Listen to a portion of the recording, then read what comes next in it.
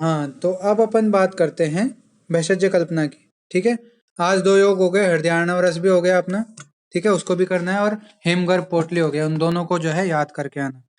तो अपन शुरू करते हैं इसमें। मान में अपन कल जो है मान के जो बेसिक जो मान का वर्णन था, अपन ने कहा, मैंने तुमसे कहा था कि वो अपन बाद में पढ़ेंगे। फिर अपन ने जो पढ़ा था वो एक बार बता देता हूँ, थोड़ा सा रिवाइज कर लेते हैं। शुष्क एवं आर्द्र द्रव्य ग्रहण का नियम। इसमें अपन ने बात की थी, अगर शुष्क और नवीन द्रव्य आप ग्रहण कर रहे हो तो उसको जो है उसमें वीर्य ज्यादा होता है, इसलिए उसको कम मात्रा में, मतलब एक भाग जो है प्रयोग करने को बोला है। वही द्रव्य अगर आर्द्र हो तो द्विगुण मात्रा में प्रयोग करने का जो है बताया गया है। ठीक है, शुष्कम नवीनम यद द्रव्यम योज्यम सकल कर्मसु आर्द्रम च द्विगुणम युंज्यात देश सर्वत्र निश्चय। युंज्यात देह सर्वत्र निश्चय, ये शारंगधर संहिता का में वर्णित है। तो ये श्लोक भी आपको याद करने को मैंने बोला था कि ये श्लोक याद कर लेना, क्योंकि शुष्क एवं आर्द्रव्य ग्रहण का नियम 5 नंबर में पूछा जाने वाला एक कॉमन क्वेश्चन है। ठीक है, बहुत पूछा जाता है ये। फिर इसके बाद अपन ने अपवाद की बात की थी कि गुड़ुचि, कुटज, वासा, कूष्मांड आदि जो है इसके कुछ अपवाद है। मैंने तुमसे कहा था कि इसमें 7-8 ड्रग्स के नाम जो है याद कर लेना, क्योंकि कई बार 2 नंबर में पूछ लेते हैं भाई किन द्रव्यों को जो है शुष्क और आर्द्र ग्रहण करते वक्त समान मात्रा में ही जो है प्रयोग करने का बताया गया है। फिर उसके बाद इन्होंने शारंगधर ने और चीज बता दी, डिवाइडेशन कर दिया मात्रा वाइज, कि भाई आप है ना इसको क्या बोलते हैं, एक कुड़व मात्रा तक जो है अगर आप सेवन करते हो तो आर्द्र और शुष्क में जो है निर्दिष्ट मात्रा का सेवन करना चाहिए, यानी शुष्क तो एक भाग, आर्द्र तो भी जितना निर्दिष्ट किया उसके अनुसार लेना चाहिए। ठीक है, फिर कुड़व से प्रस्थ तक जो है अगर आप सेवन कर रहे हो, सॉरी मात्रा ले रहे हो, तो उसमें द्विगुण मात्रा में जो है आर्द्र द्रव्य लेना चाहिए बजाय शुष्क द्रव्य के। ठीक है, और फिर तुला या उससे ज्यादा मात्रा हो, यानी 100 पल या उससे ज्यादा मात्रा में अगर आप जो है काम में ले रहे हो औषधि द्रव्य, तो फिर से वो संभाग, यानी जितना शुष्क द्रव्य ले रहे हो उतना ही आर्द्र द्रव्य आर्द्र रूप में भी लेने का निर्देश किया गया है। फिर औषध द्रव्यों की ग्राह्यता का अपन ने पढ़ा था, जिसमें अपन ने बात की थी कि भाई जिसका वीर्य पूर्ण हो, जो अच्छी प्रकार अच्छे देश में उगी हुई हो, समतल प्रदेश में ये हो। ठीक है, जिसमें कोई विकृत गंध नहीं हो, कीड़ों द्वारा जो है खराब की हुई ना हो, इस तरह की औषधि का अपन को ग्रहण करना चाहिए। इसके अलावा देवालय और जो शमशान वगैरह हैं, ठीक है, वाल्मीकि जो मिट्टी है उसमें उगी हुई औषधियों को जो है अपन को मेडिसिनल पर्पज के लिए प्रयोग नहीं करना चाहिए। ठीक है, और उत्तर दिशा में जो है उगी हुई औषधियां प्राय श्रेष्ठ होती हैं। ठीक है, तो उनका जो है वहां पे प्रयोग करना चाहिए, पूरे पूर्ण वीर्यवान होती है वो। इसके अलावा और चीजें बता रखे थे, जैसे प्राणिज जो चीजें हैं, जैसे कि नख हो गया, मांस हो गया, रक्त हो गया, मेद हो गया, वसा हो गई, इन सब का ग्रहण जो है युवा प्राणी का करना चाहिए। बुजुर्ग या फिर कमजोर या फिर बीमार जो है जीव, उसका जो है कोई भी ऑर्गन वगैरह कुछ भी काम में नहीं लेना चाहिए। ठीक है, ये सब चीजें जो अपन ने देखी थी। इसके अलावा बिड़ंग, पिपली, मधु, सर्पी, इन द्रव्यों को जो है जितने पुराने होंगे, मंडूर, उतने ही अच्छे होते हैं। ठीक है, जितने ज्यादा पुराने प्रयोग में लोगे उतना ही वो अच्छा इफेक्ट दिखाते हैं। औषध द्रव्य संग्रहण की बात की थी अपन ने, तो संग्रहण करने वाला कैसा होना चाहिए? शुचि होना चाहिए, नया धोया होना चाहिए, गो ब्राह्मण देवता इनकी पूजा किया हुआ होना चाहिए। ठीक है, और श्वेत वस्त्र पहना होना चाहिए, शुक्ल पक्ष में अच्छे शुभ मुहूर्त में जाके और उसको औषधियां उखाड़नी चाहिए। उत्तर या पूर्वी दिशा में मुंह करके जो है उसको भगवान को प्रणाम करके, औषधि को प्रणाम करके जो है उसको औषधि को उखाड़ना चाहिए। ठीक है, इसके अलावा मंगलाचरण करना चाहिए उसको औषधि उखाड़ते टाइम। ठीक है, फिर उसके बाद अपन ने चरक और सुश्रुत अनुसार काल बता रखे थे कि भाई रूट्स अगर लेनी हो, मूल, तो कब लेनी चाहिए? ग्रीष्म और वर्षा में। ठीक है, बसंत ऋतु में शाखा और पत्रों का जो है ग्रहण करना चाहिए, वर्षा ऋतु में शाखा पत्रों का जो है ग्रहण करना चाहिए। ठीक है, फिर त्वक कंद शीर का शरद ऋतु में, क्योंकि शरद ऋतु में क्या है, अगस्त तारा उदय होता है, सारा वातावरण स्वच्छ होता है, निर्विष होता है, तो इसलिए उस टाइम में जो है शीर, त्वक कंद जो है इनका ग्रहण करना श्रेष्ठ रहता है। हेमंत में सार जो निर्यास जो होता है वो गाढ़ा होता है, इसलिए हेमंत ऋतु में जो है निर्यास ग्रहण करने का बताया गया है। ठीक है, इसके अलावा और क्या क्या बताया गया है?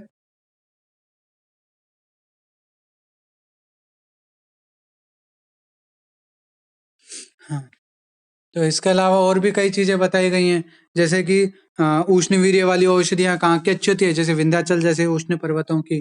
ठीक है, शीत वीर्य वाली जो है हिमालय आदि पर्वतों की अच्छी होती हैं। ये सब चीजें यहाँ पे बता रखी हैं। अच्छा, फल फूल ये कब लोगे? यथा ऋतु काम में लेने का है। फिर अगला आता है औषध द्रव्यों का संग्रहण।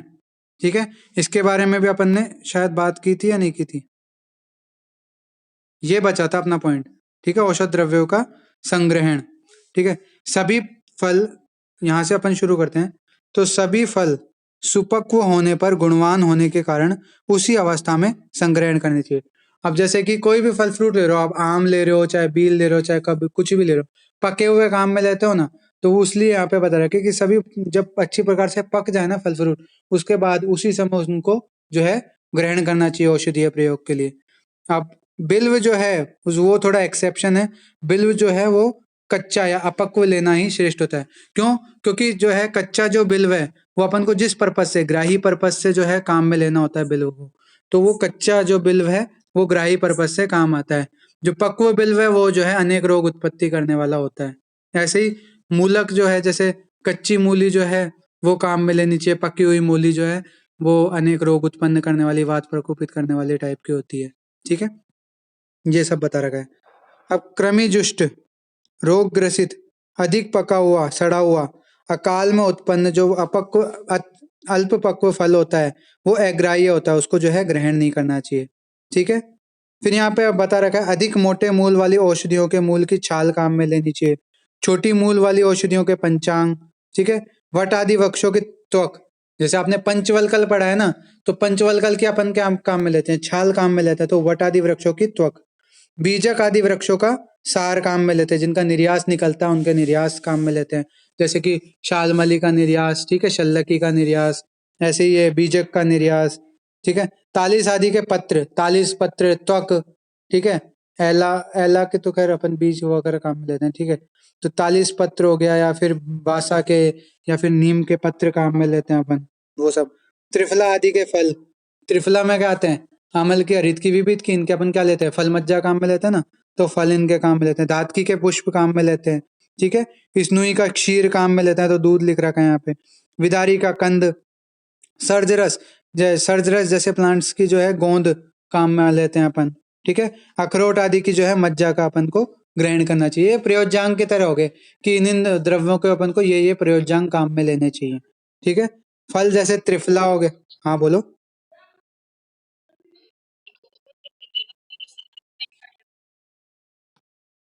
गोंद निर्यास और सार में आ, इनमें क्या है, डेंसिटी का फर्क होता है और किस जगह से निकल रहे हैं। जैसे ज्यादातर ये सभी तने से निकलते हैं।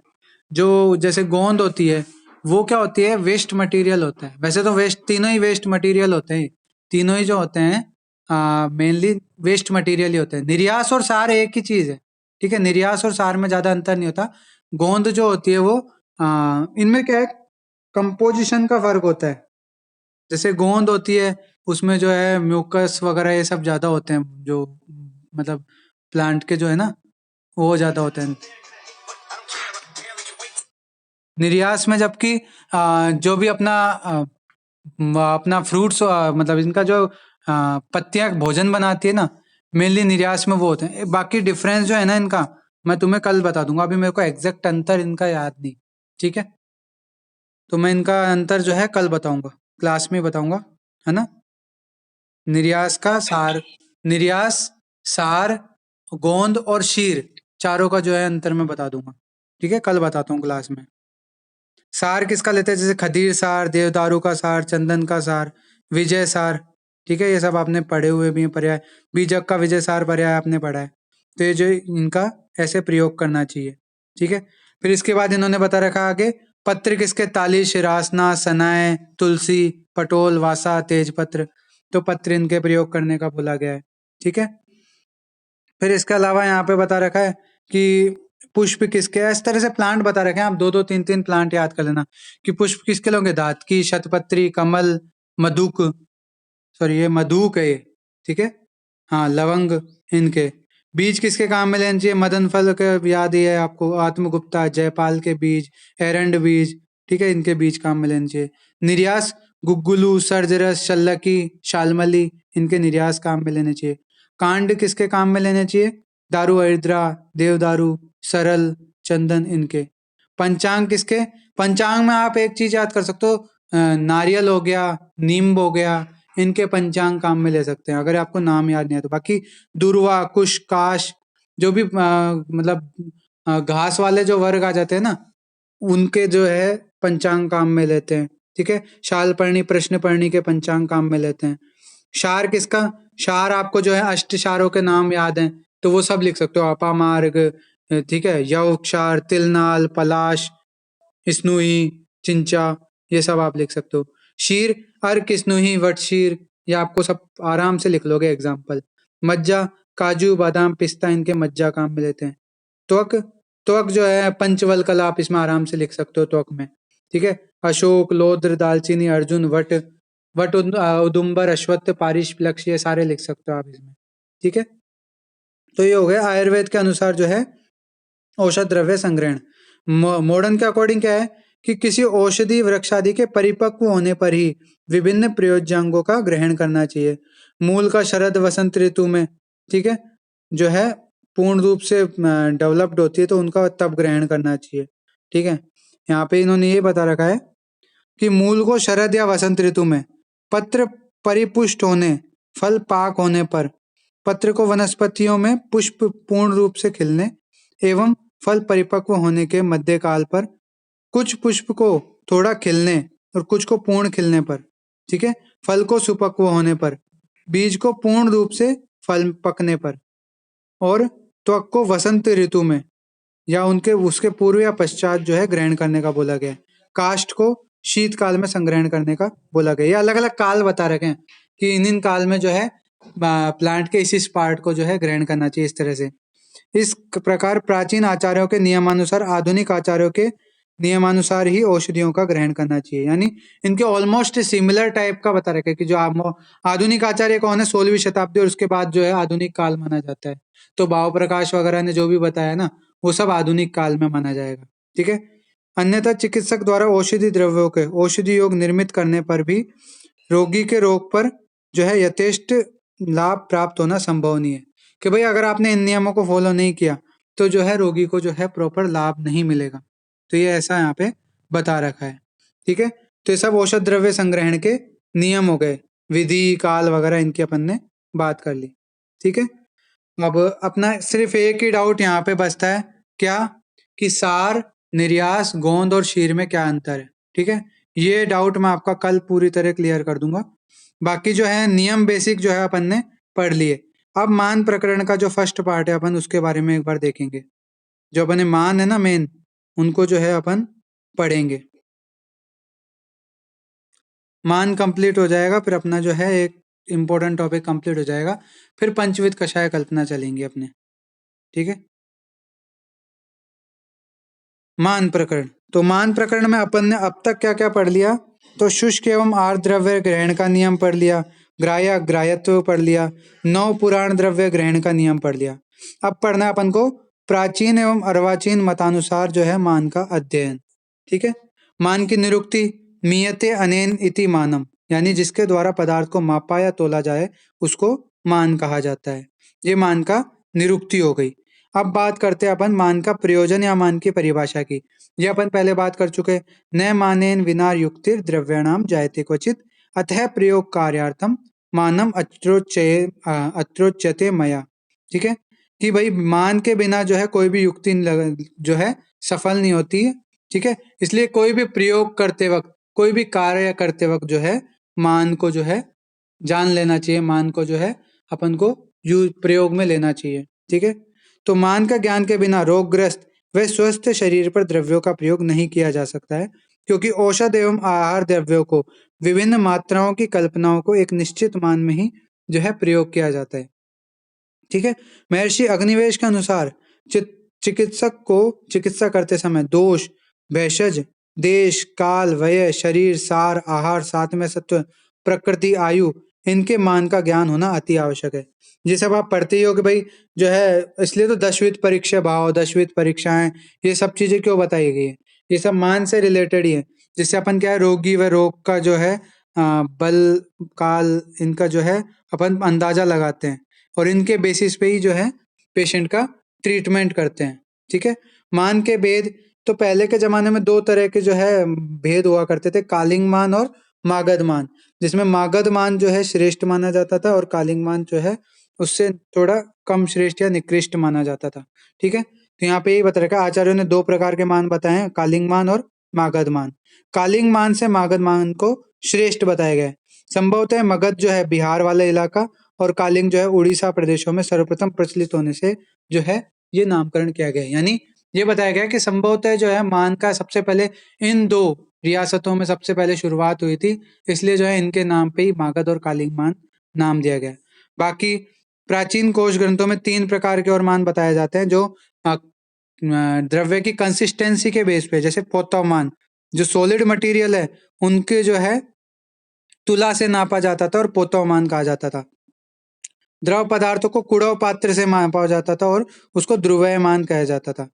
फिर आता था तीसरा पाह्यमान या ठीक है, पाह्यमान आता था, उसको क्या है, हाथ या नापने को डोरी से लंबाई आदि लंबाई चौड़ाई जिससे नापी जाती थी वो पाह्यमान होता था।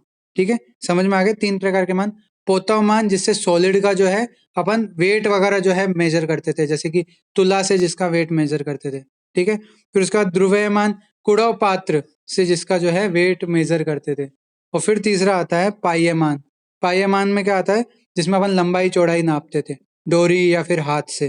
ठीक है, जैसे अपन पढ़ते थे ना, आपने पूरा पढ़ा है पुट प्रकरण, तो पुट में अपन ने पढ़ा है किसका, गज फुट का कितनी मात्रा का में गड्ढा करते हैं अपन, लंबाई चौड़ाई 1 राजहस्त। तो वो क्या हो गया, एक तरह का अपने मान हो गया अपने। ठीक है, कौन सा, पाह्य मान का एक टाइप हो गया 1 राजहस्त। ऐसे 1 अरत्नी, 1 हस्त, इन सब के अलग अलग जो है वैल्यूज हैं, अलग अलग मान है।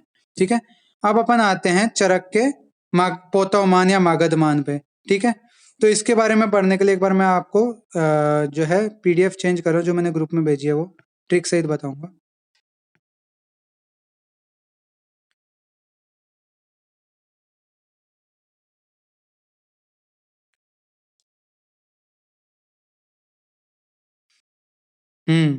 तो अब अपन बात करते हैं चरकोक्त मागध मान की। चरकोक्त मागध मान का वर्णन कहाँ किया गया है, चरक कल्प स्थान अध्याय 12 में। ठीक है, अब इससे रिलेटेड ट्रिक बताई गई है। अब इस ट्रिक को जो है आपको स्टार्टिंग बहुत अटपटी लगेगी, क्यों, क्योंकि जो भी यहाँ पे इन्होंने मान की इकाइयां बताई उन सबका जो फर्स्ट वर्ड है वही यहाँ पे ट्रिक में लिया गया है। ठीक है, बस यहाँ पे जो मात्रा है ना, जैसे 6 ध्वंसी बराबर 1 मरीची, तो उस मात्राओं को ऊपर जो है स्क्वायर फॉर्म में दिखाया गया है, वर्ग फॉर्म में। ठीक है, जैसे ध्वम के ऊपर 6 लिख रखा है, यानी 6 ध्वंसी बराबर 1 मरीची। सर्ष के ऊपर 8 लिखा है, यानी जो है 8 सर्षप बराबर 1 तंडुल। ठीक है, तो इस तरह से यहाँ पे बता रखा है।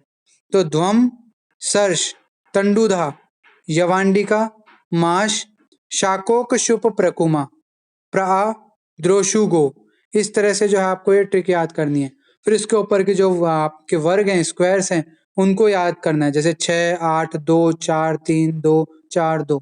ठीक है, तो आपको ये इस तरह से याद करना है, ध्वम 6, सर्ष 8, तंडुदा के ऊपर 2 है, जवांडिका के ऊपर 4 है, माश के ऊपर 3 है, फिर शाको को शुप प्रकुमा इसके ऊपर 2 है, फिर प्रा के ऊपर 4 है। ठीक है, फिर उसके बाद जो है द्रोशु गो के ऊपर 2 है। इस तरह से आपको ये ट्रिक याद करनी है। फिर कह रहा हूँ, ट्रिक याद करने में शुरू में आपको लगेगा बहुत मुश्किल है, मुझे भी लगा था कि यार क्या फालतू ट्रिक है, फर्जी ट्रिक है। ठीक है, लेकिन मेरे को मान प्रकरण जो है इसी से याद हुआ था। बार बार रिपीट करते जाओ इसको। ठीक है, लिख के याद करो इसको, तो आपको बहुत जल्दी याद हो जाएगी चीज। ठीक है, तो पहले ध्वम, ध्वम में 2 चीज है, ध्वंशी और मरीची। ठीक है, 2 चीजें हैं, तो 6 ध्वंशी बराबर 1 मरीची, पहला ये आ गया। फिर 6 की घात लग रही है यहाँ पे, तो 6 मरीची बराबर 1 रक्त सर्षप या 1 सर्षप। ठीक है, तो ये ध्वम 6 हो गया अपना कंप्लीट। फिर आता है सर्ष, उसके ऊपर क्या है 8 लिख रखा है, तो 8 सर्षप बराबर 1 तंडुल।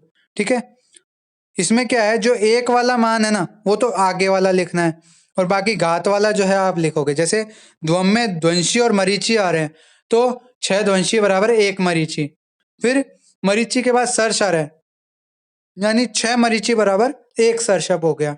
ठीक है, फिर सर्ष के आगे तंडु आ रहा है, तो क्या हो गया 8 सर्षप बराबर 1 तंडुल। फिर तंडुदा आ गया, तो तंडुदा के ऊपर 2 की स्क्वायर है, मतलब 2 की घात लगी हुई है, तो 2 तंडुल बराबर 1 धान्यमाश, यानी 31.5 mg। ठीक है, तो ये अपना तंडुधा भी कंप्लीट हो गया। तो ध्वम, सर्ष और तंडुधा की बात कर ली। फिर यवांडिका। यवांडिका में दो चीज आ रही है, यव और अंडिका। यव और अंडिका के साथ चार है, यानी 4 यव बराबर 1 अंडिका, और 4 अंडिका बराबर एक अगला क्या है, माशा। तो 4 अंडिका बराबर 1 माशा। इन दो की भी अपन ने बात कर ली। फिर धा में धान्यमाश और यव के बीच का संबंध होगा, 2 धान्यमाश बराबर 1 यव बराबर आधा रत्ती बराबर 62.5 mg। आपको ये जो मात्रा है ये भी याद रखनी है, ठीक है, ये भी इंपॉर्टेंट है। तो इस तरह से आप याद रख सकते हो। फिर उसके बाद यहाँ पे यवांडिका तक की बात आ गई। फिर आता है माशा। तो यवांडिका में अंडिका लास्ट में था, तो 4 अंडिका बराबर 1 माशा यानी 1 ग्राम, ये बता रखा है। फिर माशा के ऊपर 3 है, यानी 3 माशा बराबर क्या आएगा आगे, शाह आ गया, शाह से शाण, 1 शाण, 1 शाण बराबर 3 ग्राम। फिर वही शाह के बाद कोल, तो कोल आ गया, तो 2 शाण बराबर 1 कोल। फिर यहाँ पे 2 की चलती रहेगी यहाँ पे लगातार, शाकोक शुक प्रकुमा में। तो 2 शाण बराबर 1 कोल, 2 कोल बराबर 1 कर्ष, 2 कर्ष बराबर 1 शुक्ति, तो शाकोक शु हो गया। शुक्ति बराबर फिर आगे 1 पल आ जाएगा। फिर 2 पल बराबर 1 प्रसृत, 2 प्रसृत बराबर 1 कुड़व, और 2 कुड़व बराबर 1 मानिका। तो शाकोक शुक प्रकुमा यहाँ पे मानिका तक कंप्लीट हो गया। फिर आता है प्रे, प्रे फॉर प्रस्थ, ठीक है। तो प्रस्थ क्या होगा, 2 मानिका बराबर 1 प्रस्थ, ठीक है, 2 मानिका बराबर 1 प्रस्थ हो गया 768 ग्राम। यहाँ तक आपको समझ में आ गया। फिर प्रे के ऊपर 4 है ना, तो 4 प्रस्थ बराबर 1 आड़क, तो ये कितना हो गया, लगभग 3 किलो। तो 4 प्रस्थ बराबर 1 आड़क। फिर आगे क्या आ गया, द्रोण, तो 4 आड़क बराबर 1 द्रोण, यानी लगभग 13 किलो, ठीक है। फिर शू आ गया, तो 2 द्रोण बराबर 1 शूर्प, फिर 2 शूर्प बराबर 1 गोणी। इस तरह से जो है इस ट्रिक को आपको समझना है। ये आप जितनी बार लिखोगे उतनी ज्यादा अच्छी आपको कंटेस्ट होती जाएगी। एक बार ये ट्रिक याद हो गई आपको तो कोई दिक्कत नहीं होगी आपको, ये जो है आपको मान प्रकरण याद करने में, ठीक है। मान प्रकरण की सारी डिटेल आप लोगों को पता है, ठीक है। तो मैं अब इसको याद करने का मेरे पास इससे अच्छा और दूसरा तरीका मुझे मिला नहीं, ठीक है। मेरी नजर में तो यही सबसे बेस्ट तरीका है इसको याद करने का, कि ये ट्रिक जो है मेरे को तो इजी लगी, बाकी आप अपने तरीके से याद कर सकते हो, ठीक है। तो ये मान प्रकरण वैसे इन जनरल क्वेश्चन पूछा नहीं जाता है, लेकिन कई बार क्या होता है, जैसे 3-4 साल में एक बार ऐसे क्वेश्चन आ जाता है कि भाई चरक अनुसार पोतवमान लिखो या शारंगधर अनुसार पोतवमान का वर्णन करो। तो वहां पे आपको ये जो है पूरा मान लिखना पड़ेगा, ठीक है। तो ये ट्रिक मैंने आपको बता दी। अब ध्वंशी क्या है, तो सूर्य की किरण में, जैसे आप सुबह के टाइम, मॉर्निंग के टाइम जैसे अपन देखते हैं ना, प्रकीर्णन होता है, जिसमें क्या होता है, छज्जे वगैरह जो भी अपने ऊपर छज्जा होता है या फिर जो भी होता है उससे धूप की किरण आती है, तो उसमें कुछ कण चमकते हुए दिखाई देते हैं। उसी कण को जो क्या बोला है, ध्वंशी मात्रा बोला है, ठीक है। तो सूर्य की किरण में उड़ते हुए कणों, धूल के कण दिखाई देते हैं, उन्हें ध्वंशी या वंशी कहा जाता है, ठीक है। फिर उसके बाद जो है यहाँ पे कुछ पर्याय दे रखे हैं। वैसे तो आपके लिए यूजी के लिए जो है इंपॉर्टेंट नहीं है, लेकिन आप जैसे चरक संहिता पढ़ोगे तो कई जगह ना यहाँ पे पर्याय यूज किए गए हैं बजाय इनके मान के। जैसे कि माशा को क्या बोला है, हेम या धान्य। शाण को टंक, धरण या निष्क। निष्क आपको पता है, जब मैंने आपको रसशास्त्र पढ़ाई थी तो उसमें मैंने आपको निष्क प्रमाण कहाँ बताया था, याद है सुरभि? निष्क वर्ड आपने कहाँ सुना है रसशास्त्र में?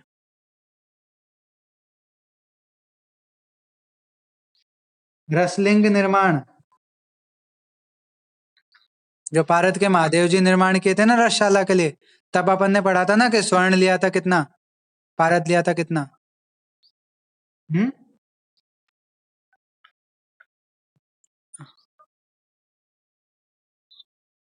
बिल्कुल सही। तो इस प्रकार से जो है अपन ने निष्क प्रमाण वहां पढ़ा था, तो निष्क यहाँ पे क्या है, शाण है, ठीक है। तो ये याद रखना, निष्क पर्याय अपन ने वहां पढ़ा था, ठीक है। तो इसलिए जो है पर्याय आपको पढ़ना जरूरी है। फिर कोल, कोल के पर्याय क्या है, बदर, वटक, द्रंक्षण। वटक पर्याय आप जो है चिकित्सा स्थान में कई जगह पढ़ोगे, या फिर जो है आप योगों में भी कई जगह वटक या वटिका इस तरह से आता है पर्याय। फिर कर्ष, कर्ष की जगह जैसे कल्प स्थान में आप अक्ष मात्रा पढ़ोगे, ठीक है, कल कर्ष का पर्याय अक्ष मात्रा। तोला, तोला कर्ष का पर्याय है। सुवर्ण, ये कर्ष का पर्याय है, ठीक है। पिचू, पाणीतल, पाणीतल आप पढ़ोगे कल्प स्थान में, ठीक है। अक्ष भी आप पढ़ोगे सूत्र स्थान, कल्प स्थान, इधर चिकित्सा स्थान यहाँ पे। कवल ग्रह, कवल ग्रह भी आप कई जगह पढ़ोगे। शुक्ति का पर्याय अष्टमी का। फिर पल के पर्याय, इंपॉर्टेंट पर्याय आम्र, आम्र भाई, आपके जो चिकित्सा स्थान में एक योग आएगा वहां पर आम्र पर्याय दे रखा है, तो वो पल का पर्याय है। ठीक है, इसके अलावा आम्र के अलावा क्या है, बिल्व, बिल्व अभी अपन एक श्लोक पढ़ेंगे शारंगधर का, चतुर्गुण वाला, चतुर्गुण सिद्धांत जो है, चतुर्गुण नियम, तो उसमें भी क्या है, वहां पे बिल्व प्रयोग किया है एक। ठीक है, बिल्व। मुष्टि, मुष्टि अपन जब कल्प स्थान पढ़ेंगे तो मुष्टि प्रमाण आता है वहां पे, जैसे बदन फल का क्या है, अंतर्नक मुष्टि प्रमाण, ऐसे ही जो है जीमूतक इक्ष्वाकु इनमें आएगा मुष्टि प्रमाण, तो वहां पर मुष्टि जो है किसका पर्याय है, पल का। चतुर्थी का, षोडशी का, यह पल के पर्याय हो गए। कुड़ाओं का अंजलि, अंजलि प्रमाण आप क्या बोलते हैं, एनाटोमी में पढ़ के आए हो अंजलि प्रमाण, तो अंजलि किसका प्रमाण है, कुड़ाओं का। इसके अलावा अष्टमान, इस प्रकार से जो है अपने इनके पर्याय हो गए। ठीक है, तो ये तो हो गया अपने चरक के अनुसार क्या, पोतवमान। अब शारंगधर के अनुसार जब पोतवमान पढ़ोगे तो माशा के बाद ये जो पार्ट है ये शारंगधर में सेम है। ठीक है, शूर्प तक शारंगधर में बिल्कुल डिट्टो चलता है, शाकोक्षुप प्रकुमा प्रा द्रोशु, यहाँ तक ये वाला जो पार्ट है शारंगधर में भी सेम है। शारंगधर क्या, किसी भी और भी आचार्य का आप देखोगे ना, सबने यही माना है। अंतर क्या है उससे पहले वाला, जैसे चरक ने सबसे छोटी इकाई क्या बताई है, ध्वंसी, जबकि शारंगधर सबसे छोटी इकाई क्या बताते हैं, परमाणु। ठीक है, तो इसकी ट्रिक है शारंगधर वाले की, पाओ मरा सय गुमा, फिर वो ईशाको को शुभ प्रकुमा प्रा द्रोशु द्रो। ठीक है, तो ये शारंगधर की जो है ट्रिक है। तो पवमरा, सबसे पहले क्या है, सबसे छोटी इकाई इन्होंने परमाणु मानी, तो पे के ऊपर क्या है 30, तो 30 परमाणु बराबर एक वंशी। फिर वंशी के ऊपर 6, तो 6 वंशी बराबर एक मरीची। फिर मैं के ऊपर 6, तो 6 मरीची बराबर एक राजिका। रा के ऊपर 3 है, तो यानी 3 राजिका बराबर एक सरसप। फिर से के ऊपर 8 है, यानी 8 सरसप बराबर एक गुंजा। ठीक है, यहाँ पर एक मैं लिखना भूल गया, तो यहाँ पे क्या है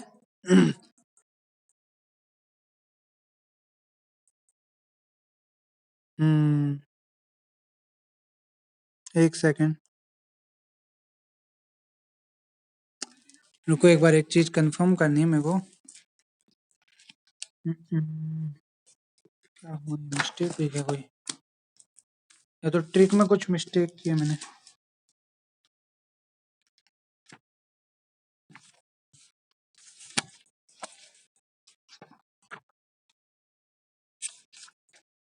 एक सेकंड रुकना, चेक कर रहा हूँ मैं। शारंगधर का पोतोमान,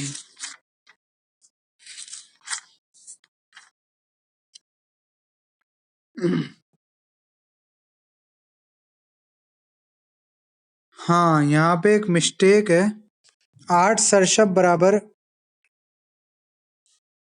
एक सेकंड, आप है ना, ये ट्रिक तो आपको याद करनी है। हाँ, हाँ 8 सरसप बराबर एक यव है। हाँ, ये ट्रिक आप याद कर लेना। इसको जो है मैं एक बार आपको चेक करूंगा, इसमें मिस्टेक है, यव आएगा यहाँ पे। फिर 4 यव बराबर एक गुंजा बता रखा है। ठीक है, तो 8 सरसप बराबर एक यव, फिर यहाँ पे गुंजा यहाँ पे काट लेना। गुंजा की जगह आपको क्या याद करना है, 8 सरसप बराबर एक यव। ठीक है, फिर यहाँ ये सही है, 6 गुंजा बराबर एक माशा, ये सब बिल्कुल सही है। ठीक है, तो यहाँ पे क्या है, 8 सरसप बराबर एक गुंजा नहीं है, एक यव है। ठीक है, फिर 4 यव बराबर एक गुंजा है। ठीक है, गुंजा को जी से डिनोट कर रहा हूँ, तो 4 यव बराबर एक गुंजा, फिर 6 गुंजा बराबर एक माशा, 4 माशा बराबर एक शाण। ठीक है, फिर क्या है, 2 शाण बराबर एक कोल, फिर वही चलता है दो वाला ही, शाको को शुभ प्रकुमा। फिर उसके बाद वही 4 प्रस्थ बराबर एक अड़क, 4 अड़क बराबर एक द्रोण, 2 द्रोण बराबर एक शूर्प, 2 शूर्प बराबर एक द्रोणी, और 4 द्रोणी बराबर एक खारी। इस तरह से यहाँ पे बता रखा है। ठीक है, सिर्फ एक मिस्टेक है, गुंजा की जगह यव लिखा आएगा, फिर यहाँ पे 4 यव बराबर एक गुंजा, ये ऐड करना है बस, बाकी पूरा सेम है। ठीक है, ये शायद जल्दबाजी में लिखा था मैंने, इसलिए इतनी मिस्टेक हो गई। समझ में आ गया ना, शारंगधर का पोतोमान, मिस्टेक समझ में आ गई क्या की यहाँ पे। ठीक है ना। तो ये चीज तुम लोग याद कर लेना, है ना। ये थोड़ा मिस्टेक हो गई मेरे से। जी मैं एक बार पीडीएफ में चेंज करके वापस बना के आज शाम तक डाल दूंगा। ठीक है, तो ये याद कर लेना। फिर अपन बात करते हैं, ये तो हो गए दोनों के पोतोमान की। अब अपन वापस नोट्स पे आते हैं।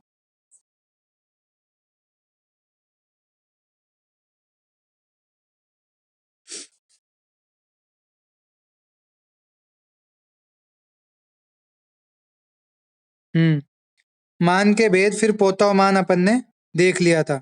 ठीक है, पूरा। फिर एक बार मैं बता देता हूँ इसको। तो 6 ध्वंसी बराबर 1 मरीचि, 6 मरीचि बराबर 1 रक्षसप, 8 रक्षसप बराबर 1 तंडुल, 2 तंडुल बराबर 1 धान्यमाश, 2 धान्यमाश बराबर 1 यव। ठीक है, फिर यहाँ पे क्या है, ये इन्होंने जहाँ पे एक मिस्टेक है, 2 यव नहीं है यहाँ पे, 4 यव बराबर 1 अंडिका आएगा। ठीक है, हाँ ठीक है, हाँ ये भी सही है, 2 यव बराबर 1 गुंजा, गुंजा बता रहा है ना यहाँ पे। तो 2 यव बराबर 1 गुंजा। ठीक है, 4 यव बराबर 1 अंडिका। फिर उसके बाद आगे बता रखा है, सॉरी,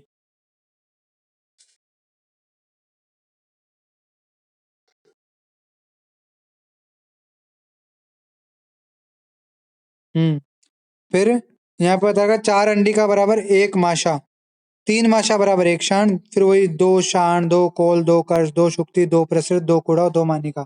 फिर 4 प्रस्थ बराबर 1 आड़क, 4 आड़क बराबर 1 द्रोणी, 2 द्रोणी बराबर 1 शूर्प, 2 शूर्प बराबर 1 खारी।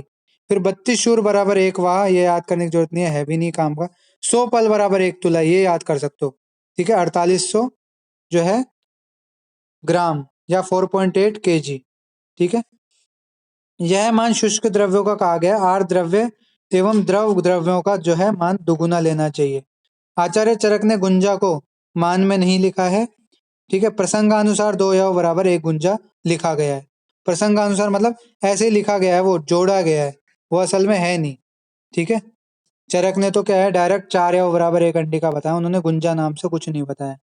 मान शब्दों के अन्य पर्यायवाची शब्द चरक के मूल उद्धरण आधार पर लिखे गए हैं, कि भाई ये चरक में अलग अलग जगह इन पर्यायों का वर्णन किया गया है, तो उनको जो है लिखा गया है। ठीक है, ये चीज याद रखना। प्रत्येक मान मेट्रिक सिस्टम में परिवर्तित कर एएफआई ने जो है मान बताए गए हैं। जैसे कि एएफआई नहीं बताया कि भाई 1 माशा बराबर कितना 3 ग्राम होता है, या 1 शाण, सॉरी 1 माशा बराबर 1 ग्राम होता है, 3 माशा बराबर 1 शाण होता है, यानी 3 ग्राम होता है। इस तरह से जो बता रखा है एएफआई ने बता रखा है। 1 गुंजा की मात्रा 125 mg आयुर्वेद फॉर्मुलेटरी ऑफ इंडिया ने बताई है। ठीक है, ये सब याद रखना। इसका मान 12 ग्राम, 1 कर्ष का मान 12 ग्राम बताया गया है, ये सब बता रखा है। सुश्रुतोक्त कालिंग मान, तो 12 धान्य माश बराबर 1 सुवर्ण माश यानी 750 mg, 16 सुवर्ण माश बराबर 1 सुवर्ण मतलब 12 ग्राम। ठीक है, फिर मध्यम प्रमाण के 19 निष्पाव बराबर 1 धरण और 2.5 धरण बराबर 1 कर्ष, ये बता रखे हैं। फिर 100 पल बराबर 1 तुला, 20 तुला बराबर 1 भार, ये सब पर्याय बता रखे हैं, ये पढ़ लेना। आता तो नहीं है, ये तुम्हारे कभी नहीं पूछा गया। ठीक है, याद करो तो ठीक है, नहीं तो कोई बात नहीं। सुश्रुत ने मान के प्रारंभ 2 प्रकार से बताया, मध्यम प्रमाण का धन्यमाश वाला और एक निष्पाव वाला। ठीक है, इन 2 का बताया, ये आपने देख लिया ऊपर।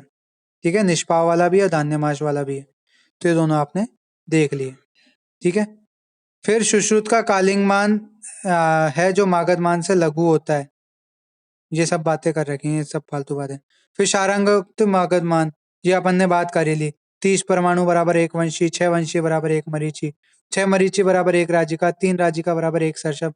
तो ऐसे करके कर 8 सरसप बराबर 1 यव, 4 यव 1 गुंजा, 6 रत्ती बराबर 6 गुंजा बराबर 1 माशा, 4 माशा बराबर 1 शाण, फिर वही 2 वाला जो ग्रुप चल रहा है।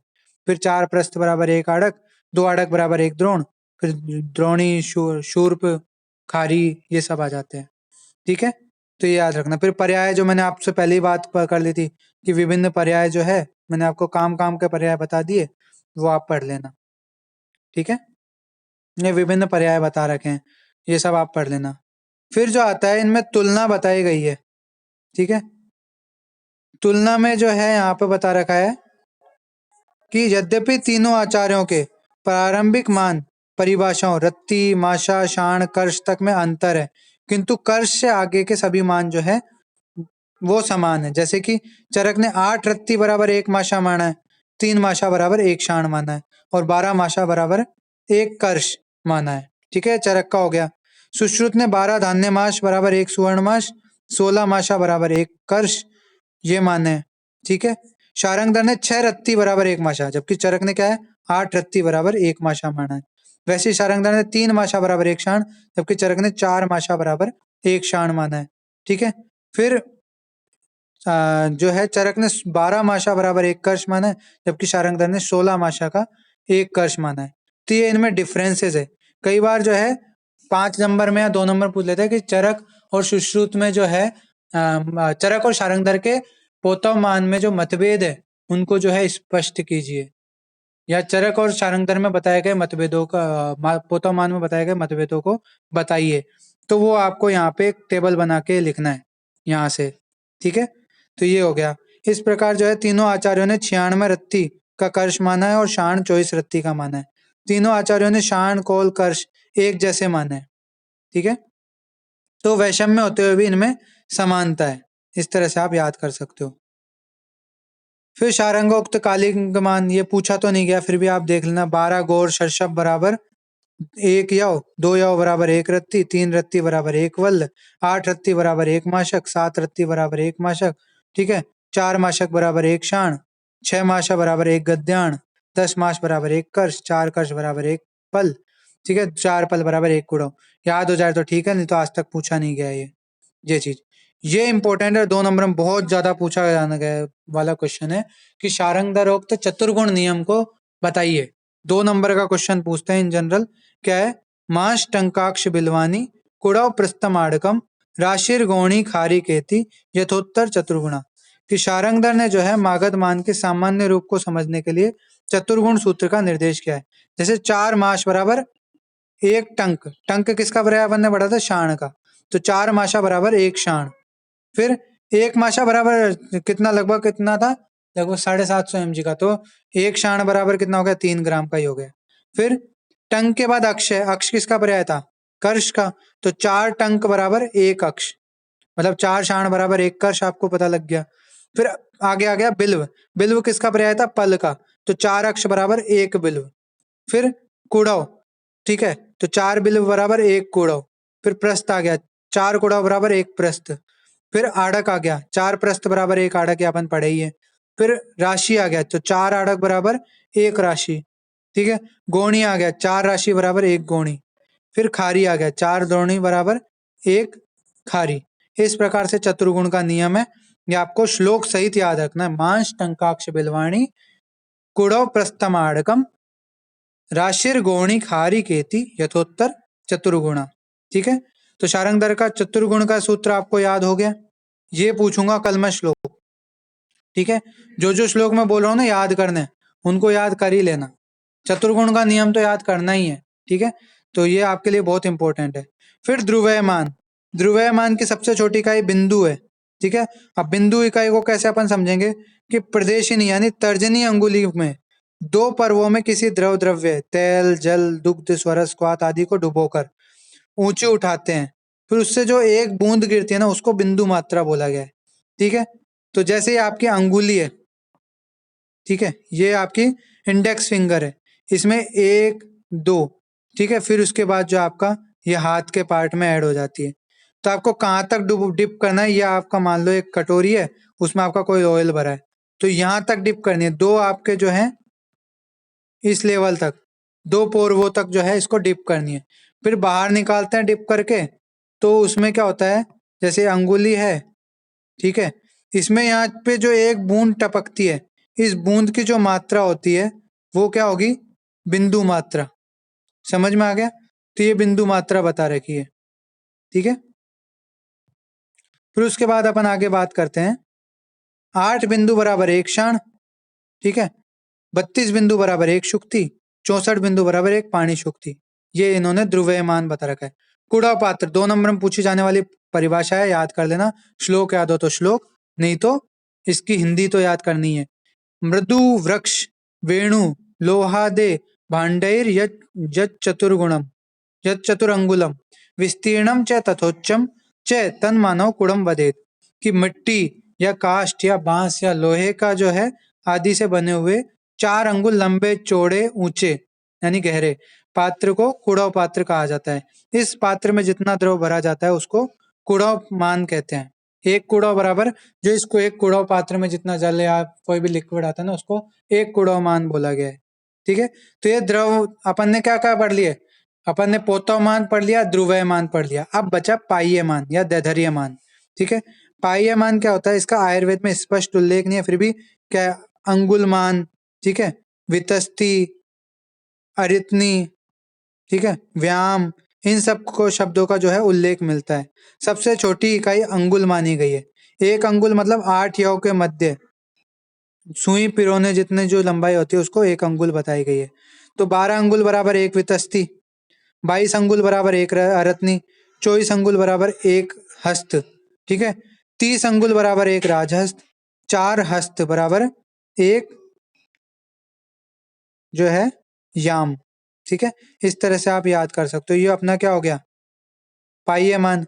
ये सब चीजें आपके रटने की है, देखो इसको मैं समझाने का मेरा कुछ रोल नहीं है। ठीक है, क्या क्वेश्चन आते हैं मैं तो इससे ये बता सकता हूँ, मान प्रकरण से कभी कभी रेयरली जो है शारंगधर या चरक का पोतवमान पूछते हैं। ठीक है, इसके अलावा क्या पूछ सकते हैं, चतुर्गुण का नियम, वो कॉमन क्वेश्चन है, वो बहुत पूछते हैं 2 नंबर में, कि शारंगधरोक्त चतुर्गुण का नियम बताइए। ठीक है, इसके अलावा कुड़व पात्र की परिभाषा, ये 2 नंबर में पूछी जाती है।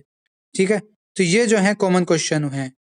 इसके अलावा जो है कभी कभी बिंदु प्रमाण पूछ लेते हैं कि बिंदु प्रमाण क्या है, उसको स्पष्ट कीजिए। ठीक है, अब वितस्ती किसे बोलते हैं, तो अंगुष्ठ से लेकर कनिनिका कनिष्ठिका अंगुली तक फैलाने पर जो है अपने क्या है एक वितस्ती प्रमाण माना जाता है।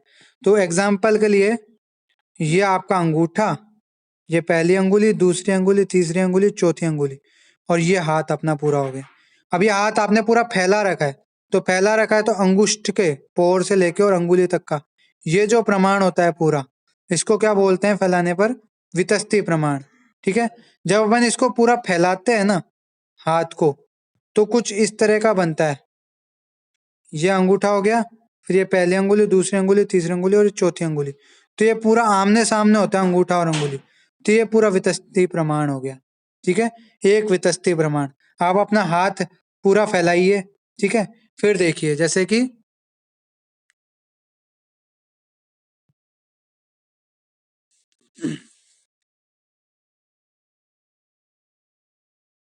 एक सेकंड, ये हाथ है, ठीक है, मैं एक बार आपको बता देता हूँ। ये हाथ है अपना, ये होगी अपने अंगूठा, और ये होगी कनिष्ठिका अंगुली। अब मैंने पूरा हाथ फैला रखा है, तो इसका जो टिप है अंगूठे की और ये कनिष्ठिका अंगुली की टिप है, इसके बीच की पूरी डिस्टेंस क्या कहलाएगी, एक वितस्ती प्रमाण। ठीक है, ये पूरी क्या है, एक वितस्ती प्रमाण। ठीक है, समझ में आ गया, एक सेकंड।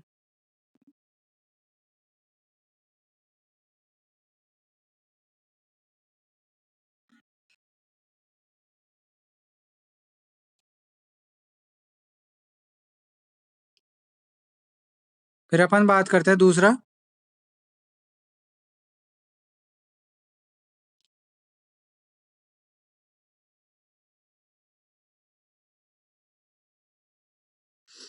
रत्नी।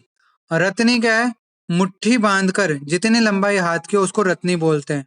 फिर हस्त, हस्त क्या है, कूर पर संधि से मध्यम अंगुली तक का जो मान है उसको हस्त बोलते हैं। ठीक है, फिर उसके बाद अरत्नी। अरत्नी क्या है, हाथ को फैलाने पर कूर पर संधि से कनिष्का अंगुली तक, कनिष्ठिका अंगुली तक की जितनी लंबाई होती है उसको अरत्नी बोलते हैं। फिर उसके बाद व्याम। व्याम मतलब दोनों बाहु और हाथ सहित संपूर्ण फैलाने पर जो लंबाई होती है उसको व्याम बोलते हैं। ठीक है, और राजहस्त। राजहस्त क्या है, आजानुभुज यानी जानू घुटने तक जिसका हस्त हो उसको राजहस्त बोलते हैं। ठीक है, ये सब। अभी राजहस्त का क्या है, जैसे कि आपने पूरा हाथ एकदम नीचे दक्ष की पोजीशन में खड़े होते हैं ना, तो जिसका हाथ पूरा जो अपने जानू संधि है या नी जॉइंट है वहां तक पहुंचता है, उसका जो हाथ है वो राजहस्त कहलाता है। ठीक है, जिसकी लंबाई कितनी होती है, 30 अंगुल होती है। हस्त क्या होता है, नॉर्मल अपना हाथ होता है, उसको हस्त बोलते हैं। ठीक है, कूर पर संधि से मध्यम अंगुली तक जो है मात्रा, उसको अपन हस्त बोलते हैं। अरत्नी क्या होती है, हाथ फैलाने पर कनिष्ठिका अंगुली से कूर पर संधि तक तो जो होती है ना अपनी लंबाई, उसको अरत्नी बोलते हैं। रत्नी मुष्टि बंद करके जो है हाथ की लंबाई जो होती है वो रत्नी होती है। ये सब आपके जो है मान क्लियर हो गए होंगे आपको। ठीक है, बाकी समझ में ना आए तो कल एक बार मैं और क्लियर कर लूंगा। ठीक है, फिर उसके बाद जो है अलग अलग मान बता रहे गए हैं कि नाप तोल के आधार पर 3 प्रकार का, जैसे तुला से जो नापते हैं वो ठोस भार होता है, जिसको अपन क्या बोलते हैं, पोतव मान। द्रव को द्रव्यमान बोलते हैं, और जो फीते से लंबाई नापते हैं उसको लंब मान बोला गया है। ठीक है, इन 3 प्रकार के मानों को मापने के लिए ब्रिटिश फार्माकोपिया ने 2 तरह की विधियां स्वीकृत की, दाशमिक, ठीक है, जो दशमलव विधि है, जो मेट्रिक सिस्टम है, और दूसरी आंग्ल मान या इंपीरियल सिस्टम। तो दाशमिक जो मान है उसमें क्या होता है, भार को किलोग्राम, द्रव्यमान को लीटर में, और लंब मान जो है मीटर में होता है। ठीक है, जो वेट नापते हैं उसमें किलोग्राम में नापते हैं, द्रव्यमान लिक्विड का जो है लीटर में मापते हैं, और लंब मान जो है लंबाई जो होती है वो मीटर में मानी जाती है। ठीक है, फिर इसमें जो है पोतो मान जो हो गया मिलीग्राम, माइक्रोग्राम, इसमें नापते हैं। ठीक है, जैसे 10 मिलीग्राम बराबर 1 सेंटीग्राम, ये सारे आपको पढ़े हुए हैं, इसमें बताने लायक मेरे को कुछ भी नहीं है। ठीक है, कि 10 मिलीग्राम बराबर 1 सेंटीग्राम, ये 10 सेंटीग्राम बराबर 1 डेसीग्राम, 10 डेसीग्राम बराबर 1 ग्राम, फिर 10 ग्राम बराबर 1 डेकाग्राम, फिर 10 डेकाग्राम बराबर 1 हेक्टाग्राम या 100 ग्राम। ठीक है, 10 हेक्टाग्राम बराबर 1 किलोग्राम यानी 1000 ग्राम, 1000 किलोग्राम बराबर 1 मैट्रिक टन, ये सारे आपको पता है। द्रव्यमान इसी को जो है मिलीलीटर में चेंज कर लो, litre, millilitre, centilitre, decilitre, litre, decalitre, hectolitre, ये सब जो हो गए द्रव्यमान या लिक्विड के जो है मान हो गए। फिर जो पाह्यमान लंब मान हो गया, तो यहाँ पे क्या है, माइक्रोन हो गया, 10⁻⁶ तो ये माइक्रोन हो गया 10। ठीक है, फिर उसके बाद जो है मिली हो गया 10⁻³ सेंटीमीटर, 1 सेंटीमीटर, फिर जो है 10 सेंटीमीटर बराबर 1 डेसीमीटर, 10 डेसीमीटर बराबर 1 मीटर हो गया। ठीक है, 10 मीटर बराबर 1 डेकामीटर, 10 डेकामीटर बराबर 1 हेक्टामीटर यानी 100 मीटर हो गया, 10 हेक्टामीटर यानी 1 किलोमीटर हो गया, 1000 मीटर। ठीक है, 10 किलोमीटर बराबर 1 मिरिया मीटर, ये सारे भी आपको पता है। ठीक है, ये सारे आपको याद हो जाएंगे। तो ये क्या हो गया, मेट्रिक सिस्टम, दशमलव वाला। ठीक है, दाशमिक सिस्टम। फिर आता है आंग्लमान, इसमें क्या होता है, पौंड, औंस, ठीक है, और गज, इसमें जो है मात्रा ली जाती है। ठीक है, कुछ की क्या है पौंड में होती है, कुछ की क्या है जो है गज में होती है। ठीक है, तो उस तरह से जैसे 1 ग्रेन, 60 ग्रेन, 437 ग्रेन, ये सारे आज तक तो पूछे नहीं गए हैं पेपरों में, बट याद कर सकते हो आप। ठीक है, इस तरह से। तो इस प्रकार से जो है अपना मान प्रकरण कंप्लीट होता है। ये जो है मान आपको जो है आंग्ल मान, दाशमिक मान, इन जनरल पूछे तो नहीं जाते हैं, इनकी रीडिंग मार लेना। ठीक है, आज तक तो पूछे नहीं गए हैं, बट प्रोबेबिलिटी इनकी 0 है, बट कई बार आ जाते हैं, तो वो आप देख लेना। ठीक है, आज की क्लास थोड़ी लंबी हो गई क्योंकि मेरे को मान प्रकरण कंप्लीट करवाना था। इसमें क्या है, पढ़ाने लायक कुछ खास था नहीं। ठीक है, जो ट्रिक थी वो मैंने आपको बता दी। बाकी इसमें पूछने वाले क्वेश्चन क्या क्या है, चरक का जो है पोतवमान, शारंगधर का पोतवमान, कुड़ाव पात्र की परिभाषा, शारंगधर का जो है अपना चतुर्गुण का नियम। ठीक है, इसके अलावा ये वृत्ति जो अपने क्या बोलते हैं, मान प्रकरण को 10 नंबर में पूछता है, तो फिर आपको ये मॉडर्न और आयुर्वेद दोनों लिखने पड़ेंगे, पोतवमान, ध्रुवमान, पाह्यमान, 10 या 15 नंबर में पूछता है तो। ठीक है, इन जनरल पूछता नहीं है। फिर उसके बाद जो है शुष्क एवं आद्रव्य वाले मैं आपको बता चुका हूँ। ठीक है, आज की क्लास यही एंड करते हैं, मिलते हैं कल नए टॉपिक के साथ।